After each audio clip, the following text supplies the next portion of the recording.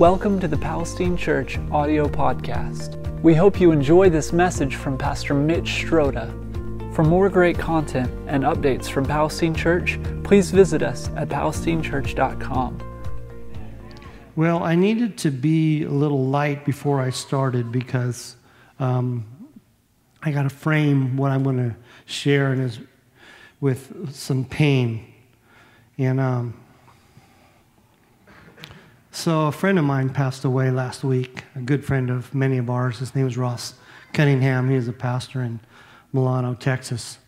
And if you don't know Ross, he was a great man. And as Pastor Jonathan said, we've been coming to Texas for years. And Ross and Beverly, their church was the first church to support us when we stepped out.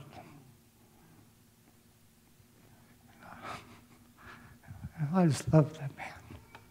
Just love that man. He was such a man of faith. And even when he got sick, he was still contending and believing. And, they wouldn't share a lot about his sickness. And he just wanted, he wanted to be a blessing to you. And he passed away last week. And so... obviously he's in a better place. Obviously he's in heaven and he's doing okay. And I'm really doing okay too. It's just so emotional.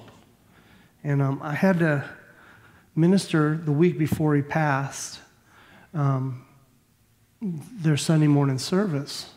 And so here, this small church and their pastor's sick, been sick, dealing with Parkinson's, and it's not getting better. And just, and they're faith people just like you, us. And it's not been a miracle.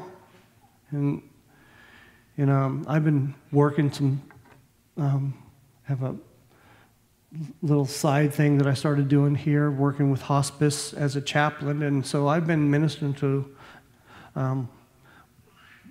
end-of-life situations, and so I kind of know what's going on way more than I wish I did. And so I am now, so this is the week before Ross passed, I'm driving from here to Milano, Texas. It's about an hour and a half drive, and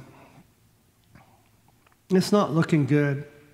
The last report that I had was hospice he was on hospice, and they were doing daily visits, and so that means that it's the end. And so I got to preach to this congregation, and I got nothing. I don't want to go. I mean, I want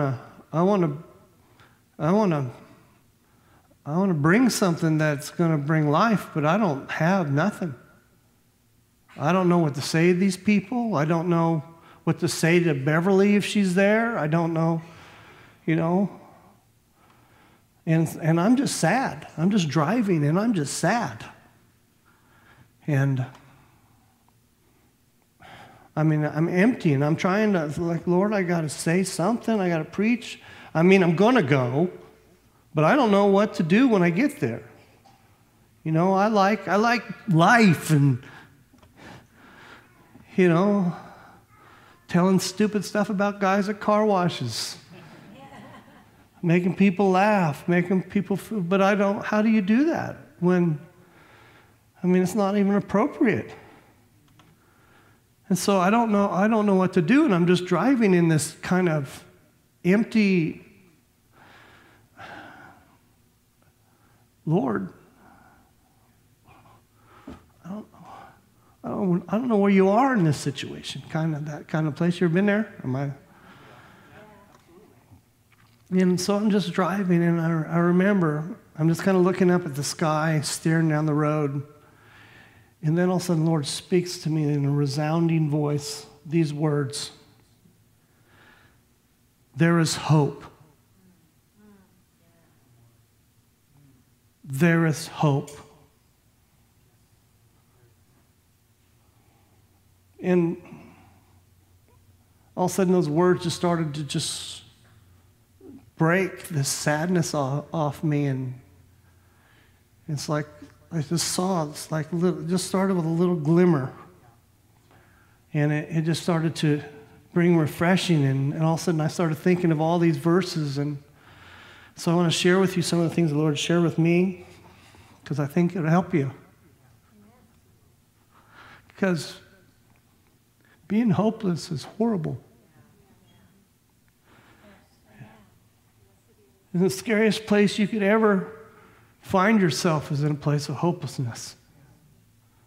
And the world will offer you all kinds of opportunities to be hopeless. Because there's so many things that are bigger than you. And they're personal. They hurt. So, it's just really good news that there is hope. Why don't you say that with me? There's hope. I want to go to Hebrews chapter 6, verses 18 through 19, and just kind of share with you some of the things the Lord spoke to me. I believe this is straight from heaven, and it really helped me.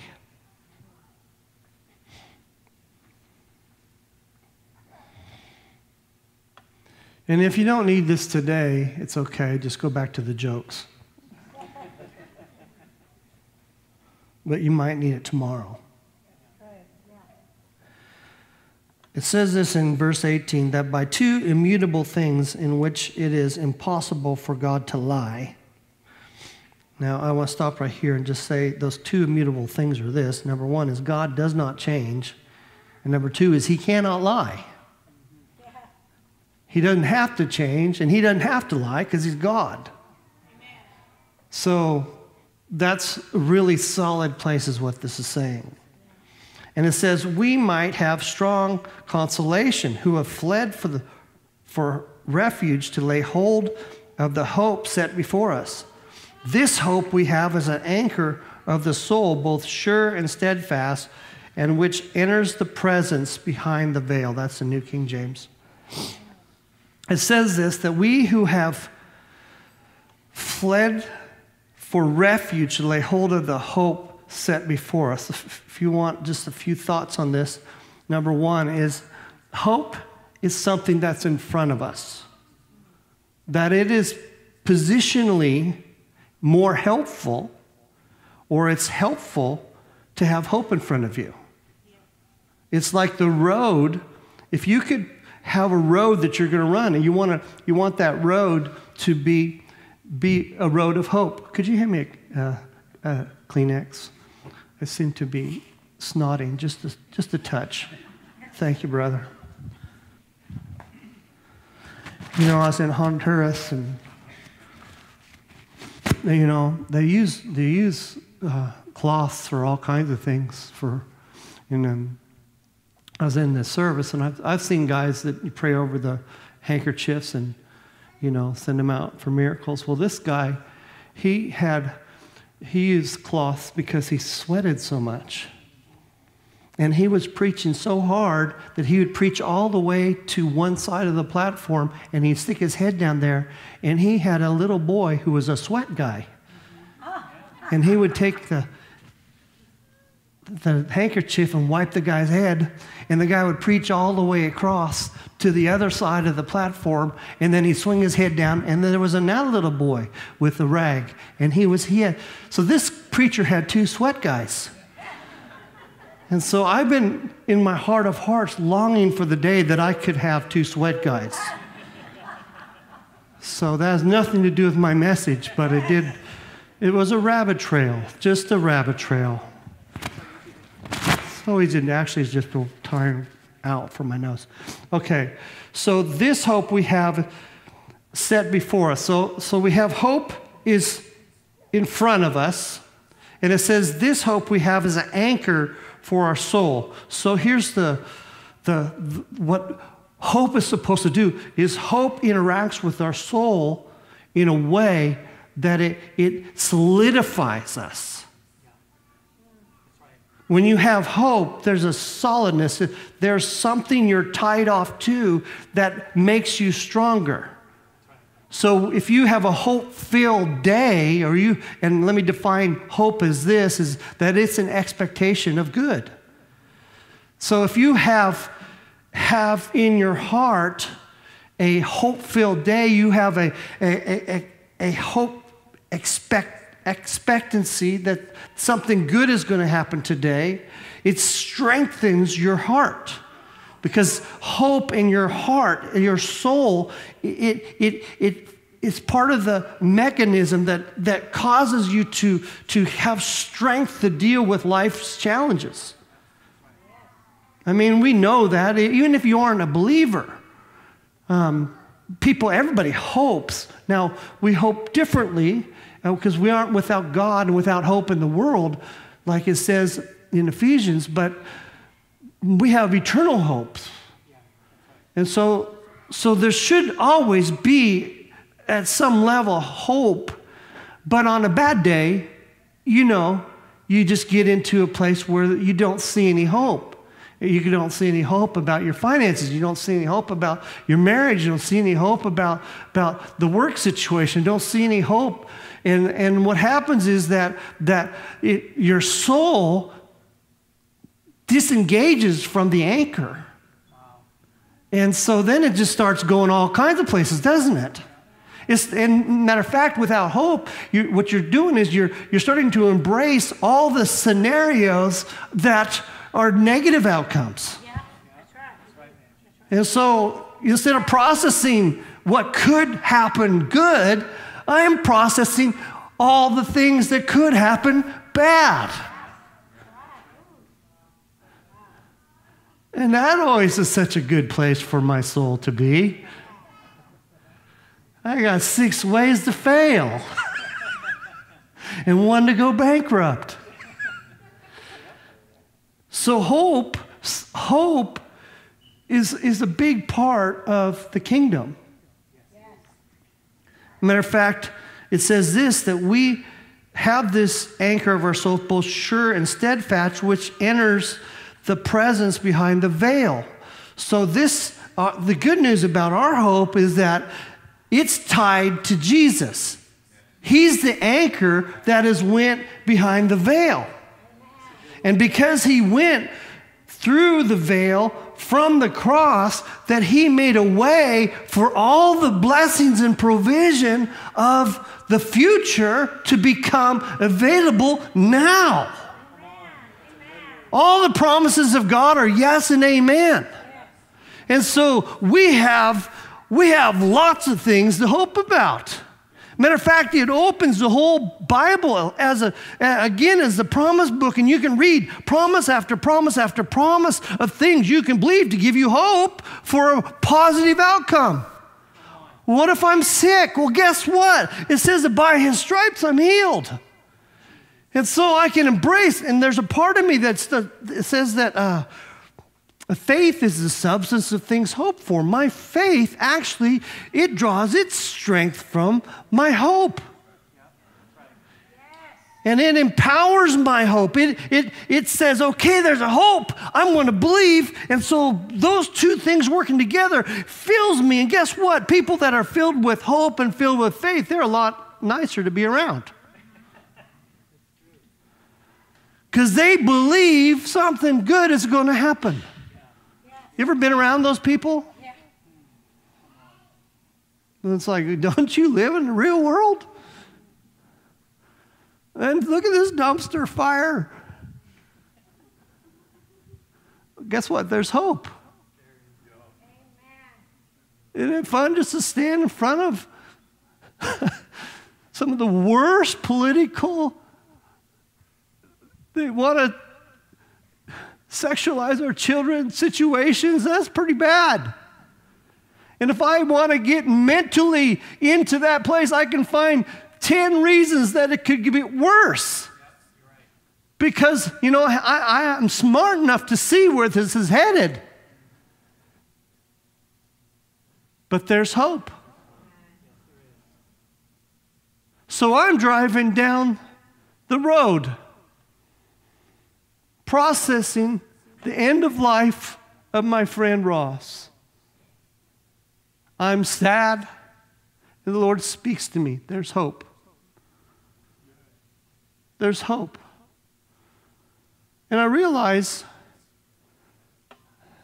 that I don't hope real well because I have a tendency to tie off on one hope. I want my friend to be healed because I have a promise, many promises. They shall lay their hands upon the sick and they shall recover. I've done miracle services and seen deaf ears open. There was just a deaf ear open just a few weeks ago in Nebraska. One of the first times I've ever seen this happen was a man who was healed. We had a breakout of miracles it's like 2014, 2015, and there was like 5 or 6 of these old guys in our congregation there in Kearney, Nebraska. The Lord opened their ears, and they all were able to take their hearing aids out. And talk about a happy bunch of guys. Now their wives, I found out, were not so happy because they've kind of grown used to being able to play the TV any volume they want to and all that. So it was kind of irritating to them. Now they had to share the volume. But anyway, so I have a little bit of my world includes a lot of miracles. And because of that I put a lot of hope that God's going to do a miracle, especially if somebody like Ross and Beverly, who are faith-filled people, are putting their hope that they're going to be healed. Man, he wanted so badly to be healed. He wanted so badly, not even to be better. He just wanted to be a testimony, to give Jesus glory. He wanted to step out of his sick bed and show the world Jesus is still doing miracles today. Matter of fact, I find that with a lot of faith-filled people is that they just want to bring Jesus glory by being healed. And just in case you're struggling with the whole supernatural concept of healing, I just want you to know you believe in healing. Everybody believes in healing. You ever take an aspirin? You ever go on a diet? Obviously, some of us not as much, but if you've ever done anything to improve your health, you believe in healing. And so even in the natural, there's things that can help and bring hope, but you get him hooked up to the anchor that's behind the veil. Goodness, the opportunities for supernatural things just escalate. How many's ever seen a miracle, had a miracle in your own life? I mean, I've had dramatic miracles. My whole life has been supernatural. I mean, look at my wife. Look at me. It's a miracle.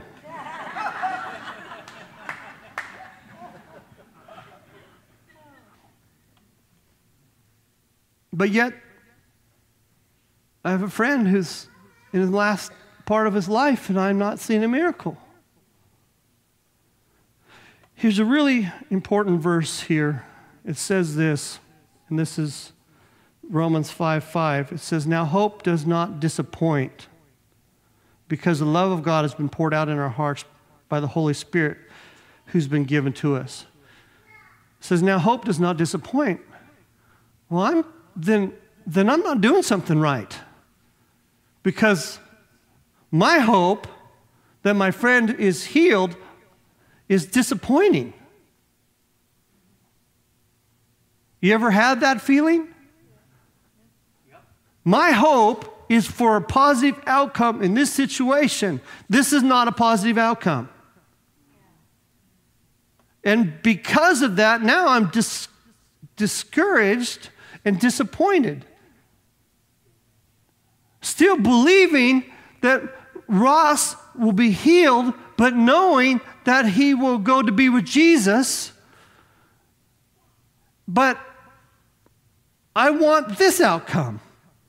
And the Lord began to show me this is the way the way hope is. Hope is like the road that we're driving down, and at the end of the road, or in the road, is a barricade. And that's the outcome that I don't want to experience. And so I'm driving along, and I'm hoping, but all the while I'm getting closer and closer to this situation, this outcome that I don't want to experience. And it's producing more and more frustration and anxiety. And it's like, no, God, I'm believing for this to be a solution before I hit that barricade. Because at some point, I'm going to hit this barricade. And of course, in this situation, Ross passed away the next week. And so the barricade was coming up fast, and I'm driving, but I'm hoping, but I'm disappointed because I see this outcome coming that I don't want to experience. I don't want this. I don't want this. I want this man back in the pulpit. I want this man still on earth. And I know you might be saying, well,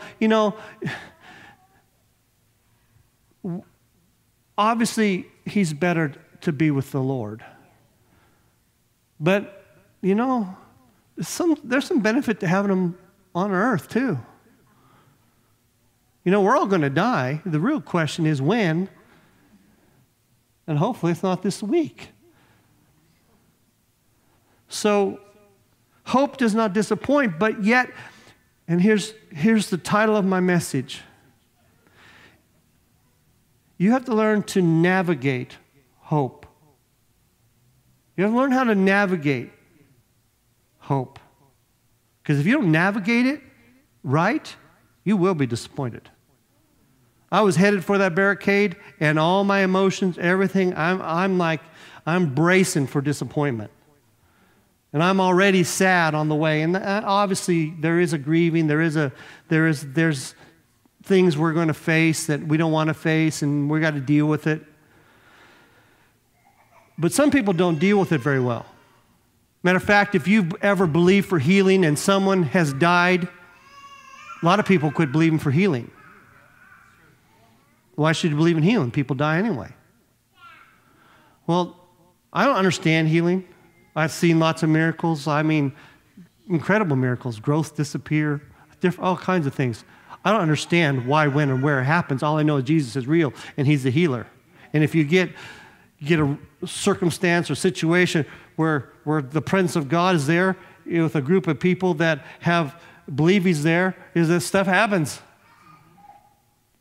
But I wish it was just the guy in front of me. I would just make it. I wish I was Oral Roberts. My gosh, that guy just sit in a chair and put his hand out like this, and people come up one after another. I don't have, evidently, the chair sitting kind of anointing. Because I put my hands on lots of sick people, and they still passed away. But if I don't navigate my expectation of the positive outcome of someone being healed correctly, then it's going to cause my soul to break away from the anchor of hope that's in Jesus. And I can find myself in all kinds of unbelief and fear and living a life no longer praying for people. There's ministers, there's pastors that have quit the ministry because of some dear soul in their congregation that they believed God for their miracle and didn't see it. And they publicly proclaimed that we're going to see a miracle, which sometimes I don't know how you're supposed to do that. I believe it's probably wisdom to believe, let's just believe God, let's just believe God. I think we're believers, we're supposed to believe God.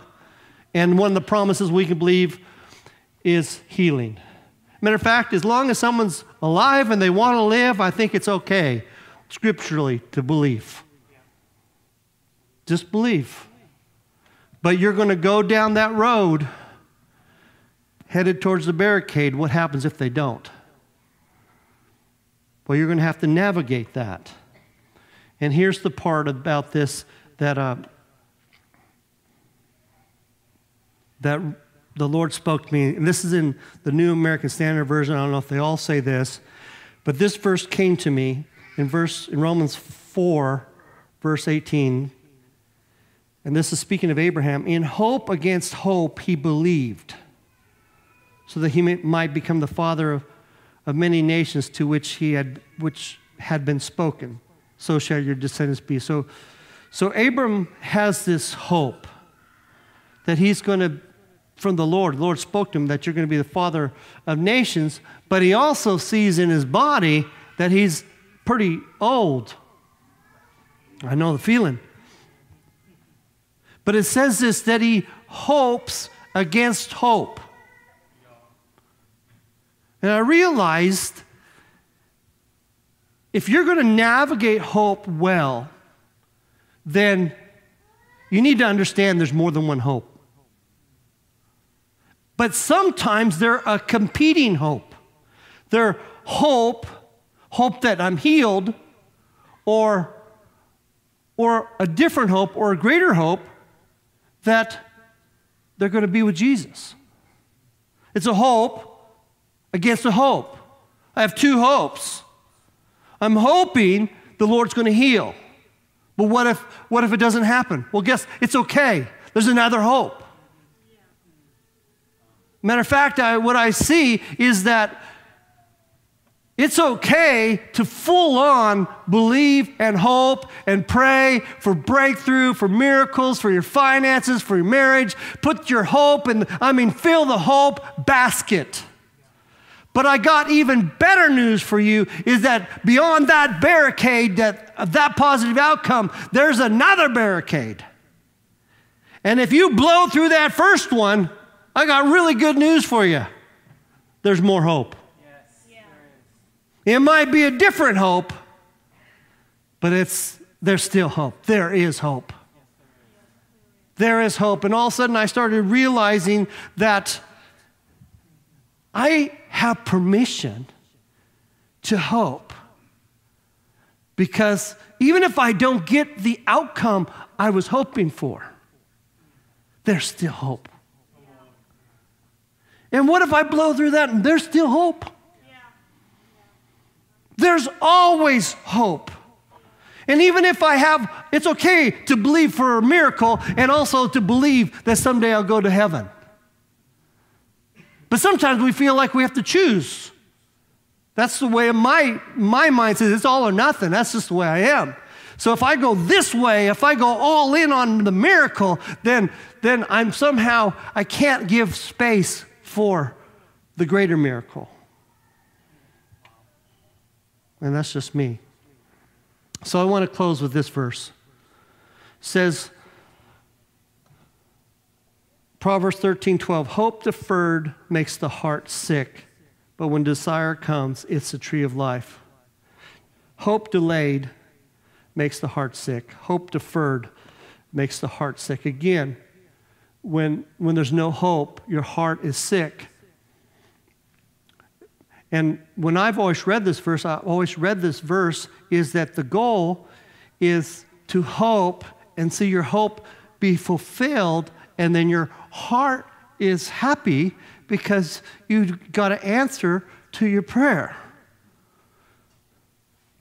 And that very much is a reality, but the other part about this is that if you don't hope today, if you delay hope, if you put off hoping, your heart will get sick.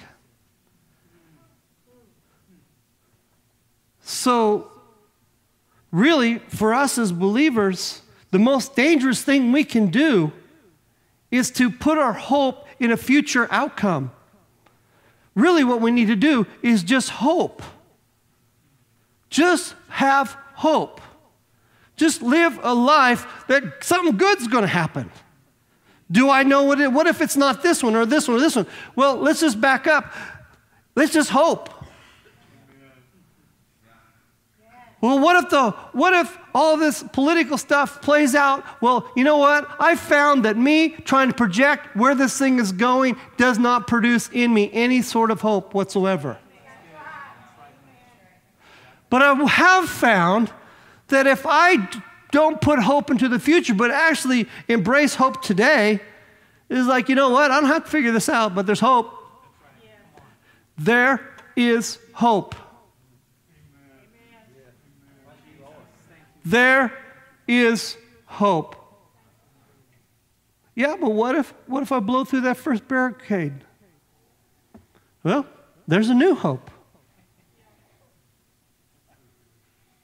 And someday, you'll go blowing through the veil yourself.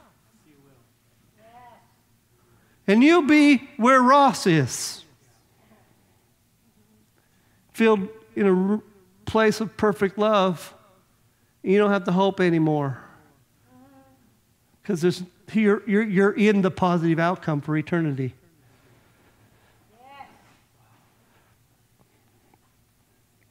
One more verse. Romans 4. Oh, no, sorry. Romans 8. No, sorry. Romans 15. And this is my prayer for you today. May the God of hope fill you with all joy and peace in believing, that you may abound in hope by the power of the Holy Spirit. That you may the God of hope fill you with all joy and peace in believing. Why don't you all stand here this morning?